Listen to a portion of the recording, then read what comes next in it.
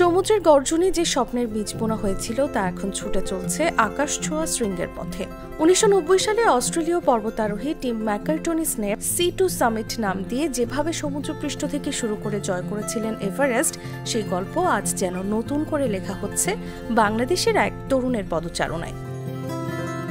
ইকরামুল হাসান শাকিল একজন স্বপ্নবাজ অভিযাত্রী, যিনি কক্সবাজারের ইনানি সৈকতের বালুরাশি থেকে হাঁটতে শুরু করেছেন পৃথিবীর সর্বোচ্চ শৃঙ্গের দিকে। তার যাত্রার নামও সেই ঐতিহাসিক নামের ছায়ায়, C2 সামিট। কক্সবাজার থেকে হেঁটে হেঁটে চট্টগ্রাম, ফেনী, কুমিল্লা ও মুন্সিগঞ্জ হয়ে 12 দিন পর ঢাকায় পৌঁছান শাকিল।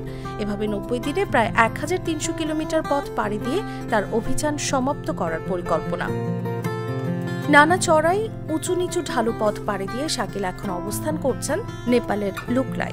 এ কদিন ট্রেইলে যে শেরোপা বন্ধু সঙ্গে ছিল পাসাং, তাকে বিদায় জানিয়ে শাকিলের পরবর্তী গন্তব্য নামচে বাজার। বেস ক্যাম্প অবধি সঙ্গে থাকবেন শাকিলের আরেক শেরোপা, যিনি বেস ক্যাম্প থেকে চূড়া পর্যন্ত সঙ্গে তাসিলামা। এভাবেই এভারেস্ট ছোঁয়ার স্বপ্ন নিয়ে পাড়ি দেবেন একের পর এক গন্তব্য। গত 25 ফেব্রুয়ারি দুপুরে কক্সবাজারের ইনানি সমুদ্র সৈকত থেকে হাঁটা শুরু করেন Shakil. Bangla mountaineering and trekking ক্লাবের এই C2 সামিট অভিযানের প্রধান পৃষ্ঠপোষক প্রাণ।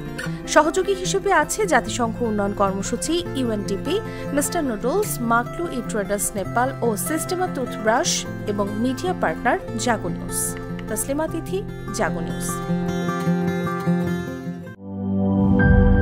লিলি হালাল বিউটি সোপ, BSTI কর্তৃক সনদপ্রাপ্ত দেশের প্রথম হালাল বিউটি সোপ। দীপ্তিময় উজ্জ্বল ত্বকের জন্য।